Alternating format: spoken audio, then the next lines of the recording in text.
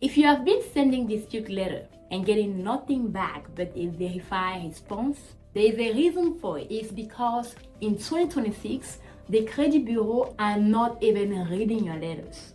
A machine is. I'm Therese Tsague, founder of America Credit Care. My team and I help consumers navigate the most complex part of the credit system every single day. Today, I'm showing you why the old ways of fixing credit is failing. Most people send a template they found online, but the credit bureau use automated system to scan those letters for patterns. If your letter look like a template, it might be processed automatically without a real person ever looking at it. That is why you are not getting results. Today, we are moving away from disputing and into a structured review called the Administrative Audit. We are not just asking for things to be removed. We are reviewing your digital DNA for mistakes. Under the law, your record must meet accuracy standards. I'm going to show you a compliance-based approach to find those errors and request a proper investigation. Now, to fix the problem,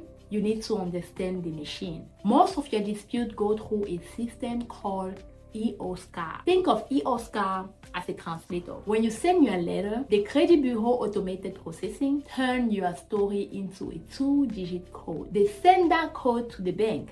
The bank computer ping back a verified code. This happens in seconds. This is why your verified letter come back fast. To get a better result, you have to introduce complexity. A simple letter is easy for a computer to ignore, but a structural review one, by pointing out mismatched date or conflicting number, you create ground for a review that may increase the likelihood of a manual investigation. You want to move your file from a computer desk onto a human desk. If the machine only see not mine, it knows how to answer. But if the machine see date open in file A does not match date open in file B, the algorithm has to stop. It creates a logic error. This is how a data-driven method force the system to look into details. Most people only knows about the big 3 credit bureaus, but there is a hidden layer of data behind them. These are secondary bureaus such as LexisNexis and SageStream. This company collect huge amount of data on you, your addresses, your old phone numbers, even your family connection, and they sell it to the big 3. When you are challenging an item, the big 3 check those shadow reports to see if you are telling the truth. If you are not checking this report, you are missing half the battle. A compliance-based approach involves reviewing those sources first. In some cases, managing how those data is shared. Like, for example, using a security freeze may reduce reliance on third-party data. This can influence how the data are evaluated by the main credit bureaus. If they can't verify the mistake through a third party, it could lead to correction or removal. Now, let me tell you something important. There's a secret language that banks use to talk to the credit bureaus. It's called Metro 2. Every time the bank reports your data, they have to follow a very strict format. There are hundreds of little boxes they have to fill out correctly. In an administrative audit, we look for data conflict in that format. For example, if a bank says an account is closed, but they are still reporting a past due balance that grows every month, that is conflicting. According to reporting rules, those two things usually shouldn't happen in the same time. These technical errors are invisible to most people, but pointing them out may raise FCRA concern. You are asking the bureaus to follow the laws and verify that the bank is reporting with maximum possible accuracy. Here's another example. If the bank is reporting a 30-day late payment, but the account status says current, the code is broken. The system cannot have 2 truths at once. In an audit, we document those breaks. When the code is broken, the information is no longer reliable. Now, you need to know that the credit bureaus are not the only ones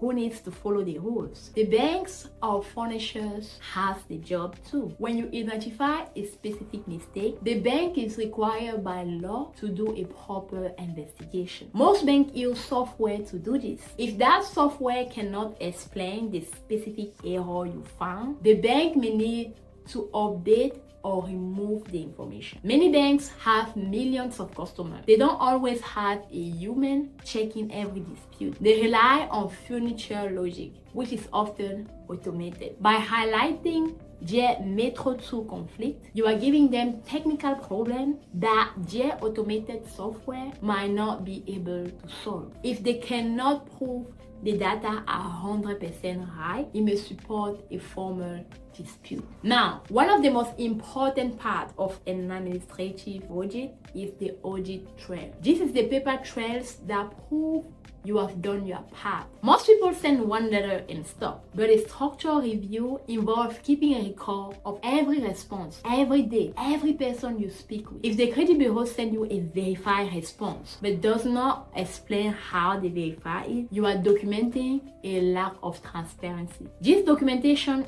can improve your approval oath in the future because it shows that you are a serious consumer who understands the rules. If the credit bureau fails to follow their own reasonable procedure, your audit trail becomes the evidence you need to request a proper investigation. Now, banks and bureaus use what they call data integrity filters. These filters are meant to keep the data clean. However, when an account is sold from one debt collector to another, the data often get messy. Data change, amount change, compliance code get lost. In an administrative audit, we use these filters against the system. We look for data decay. For example, if a collection agency is reporting an account that was opened 5 years ago, but they say they opened it last month, that is a data integrity failure. By pointing this out, you are showing that the data is not meeting the maximum standard of possible accuracy. This can help position your profile for a better account because the credit bureau cannot verify the decayed data.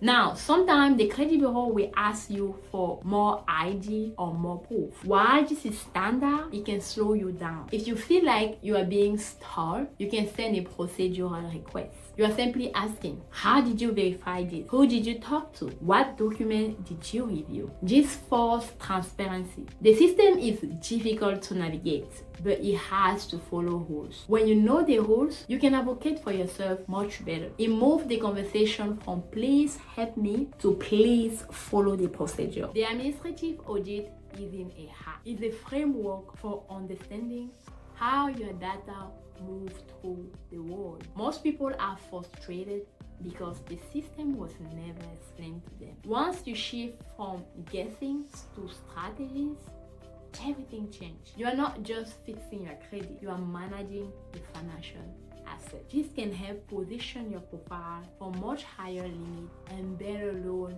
in the future. Think of yourself as a guardian of your data. You wouldn't let someone drive your car without a license. So don't let the credit bureau report your data without accuracy. If you check your credit report and found mistakes, or you are tired of getting verified response, it's time for a new process. At America Credit Care, we will review your credit profile and helps you understand your options. Click the link down below and book a personalized credit strategy section with us to see whether our framework is a fit for you. I'm Therese Tsague. Understand that the system is complex, but with the right structure, it becomes navigable. I'll see you in the next video where we will talk about the AI behavioral score.